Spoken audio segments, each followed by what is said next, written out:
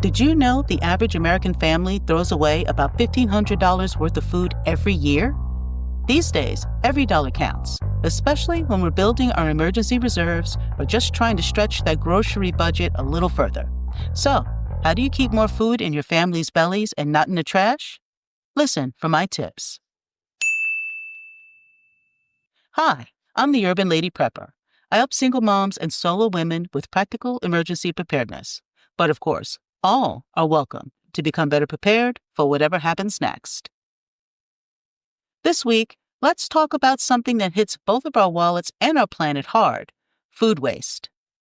Food waste isn't just an environmental issue. It's a financial drain that affects our ability to prepare for the unexpected. And as I've been saying since the very beginning of my blog and podcast, food costs were only going to rise, and boy, have they. A mega bag of chocolate chips I bought just a couple of weeks ago for $12 is now $18. And yeah, that did not go into the cart. The price of coffee now? It hurts my feelings and my wallet, as I'm sure it does for you too. Several factors affect our food supply, and the situation isn't getting any better. So I will continue to preach that we need to be mindful and proactive about the food we purchase and store. The good news is that with some simple strategies that fit perfectly into the prepper mindset, we can dramatically reduce waste while saving money. Here are my practical, no-judgment tips that actually work in real life. Firstly, and it sounds simple enough, only buy what you need.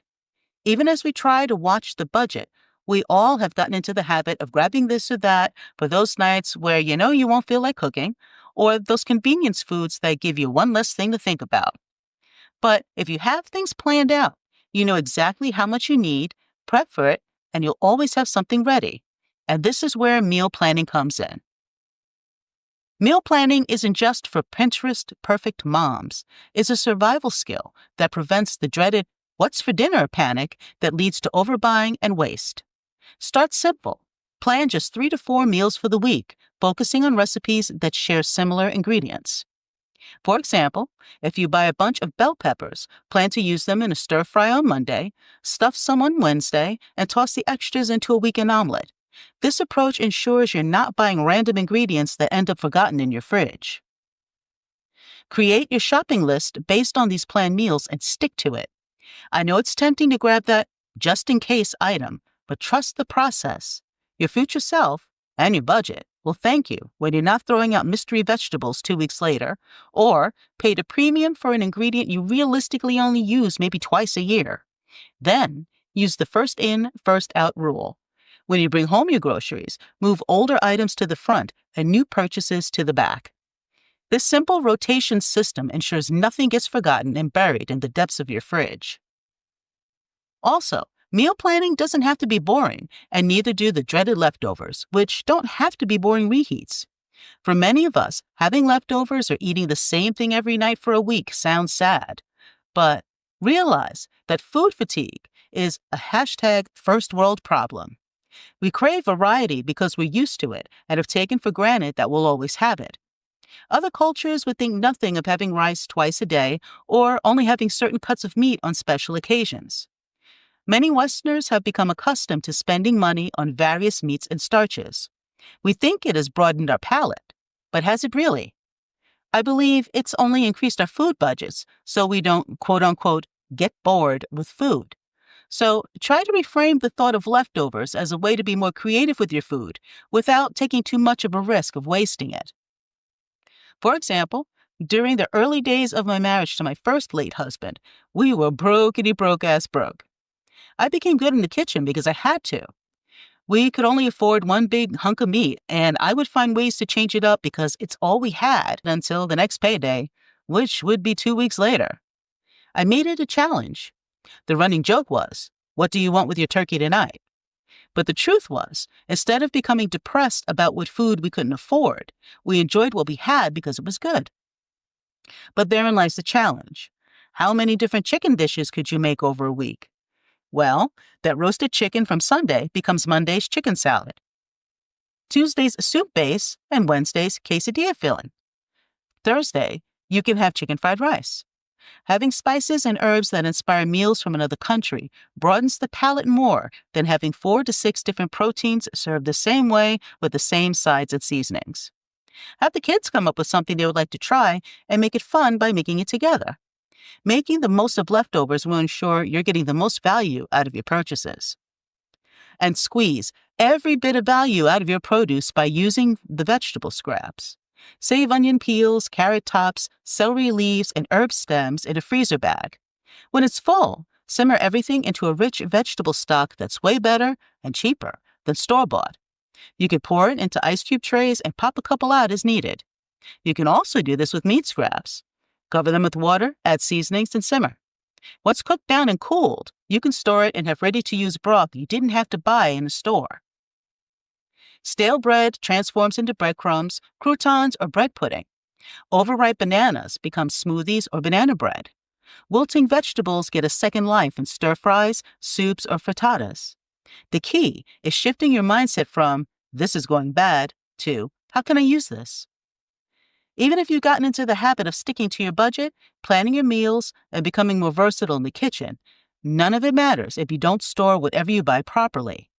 Understanding which foods need what environment can literally double their lifespan. Here's a quick primer. Leafy greens, berries, carrots, celery, and most herbs do best when kept cold, so these go in the fridge. Store greens in breathable containers with a paper towel to absorb excess moisture. Tomatoes, bananas, avocados, and most stone fruits actually do better at room temperature until they're perfectly ripe. Only then should they go in the fridge. Otherwise, they can be on the counter. Potatoes, onions, and garlic prefer a dark and cool pantry-like environment. But remember, never store potatoes and onions together because they make each other spoil faster. While you're shopping for deals or found something in the back of your pantry you forgot about, I want to clear up the confusion around dates on the labels you see. Best by and use by dates are about quality, not safety. Most foods are still perfectly safe to eat past these dates. Sell-by dates are for stores, not consumers. With that in mind, trust your senses and look for obvious signs of spoilage, such as mold, off smells, weird textures, or damage to the packaging. Canned goods can last years past their best-by dates if stored properly. Dry goods, such as rice, pasta, and beans, can last even longer when stored in airtight containers. This knowledge is prepper gold because it means you can confidently keep supplies longer and waste less due to these arbitrary date fears. Your emergency food stores just became more reliable and cost-effective. In fact, a couple of days ago, I found a cache of dry goods I totally forgot about. I'd taken 3 empty 1-gallon water bottles and filled one with rice, another with pasta, and another with lentils. I stored these on, I kid you not, April 1st, 2012. That's right, 13 years ago. But because I sealed them nice and tight, they were all fine. I was concerned that, for some reason, I forgot to put oxygen absorbers in them. But they were perfectly dry and bug-free. In fact, I made some of the rice that night. It cooked perfectly. It's a great example of how you don't need fancy equipment to store food for an extended period of time. Another consideration is portion control.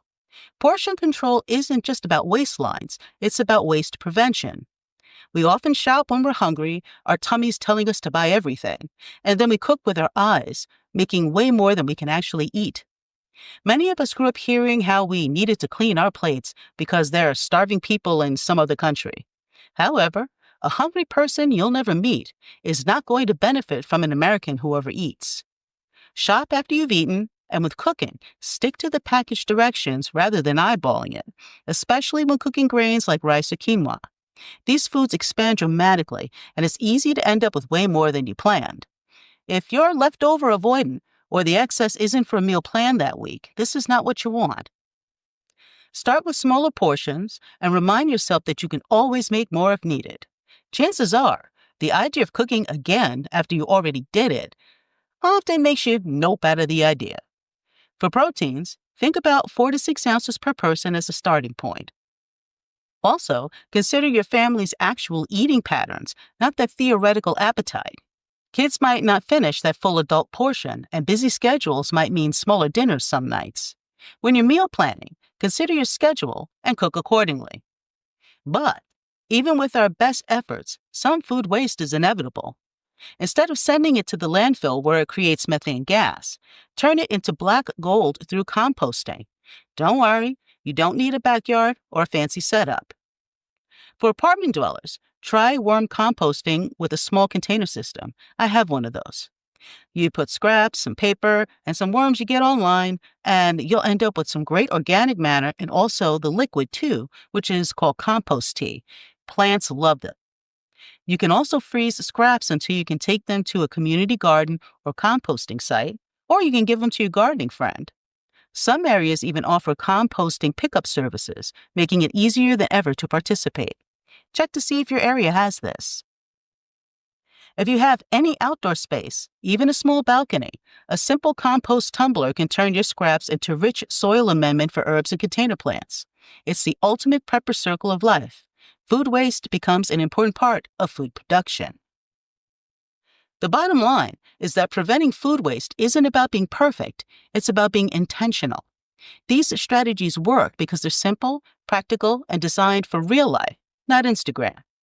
When you reduce food waste, you're essentially giving yourself a grocery budget raise without changing your income or giving up the food you love. For preppers or those looking to get into the lifestyle, this matters even more. Every dollar you save on waste can go towards building your emergency supplies.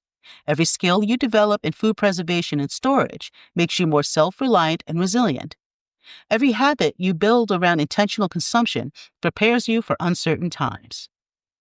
So start with 1 or 2 strategies that feel manageable, then build from there.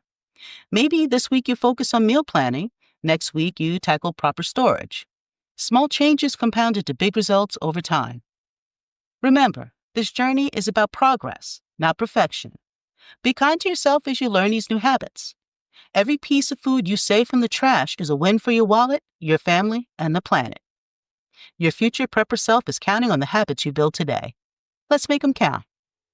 Thanks for listening. Until next time, this is the Urban Lady Prepper signing off.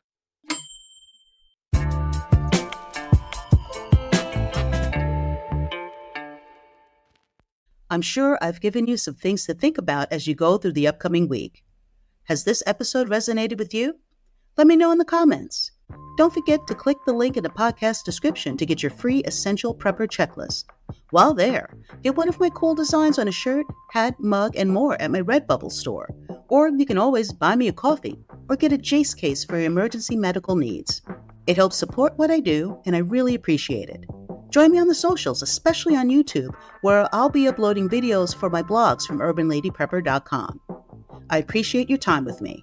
Stay safe, stay sharp, and be ready.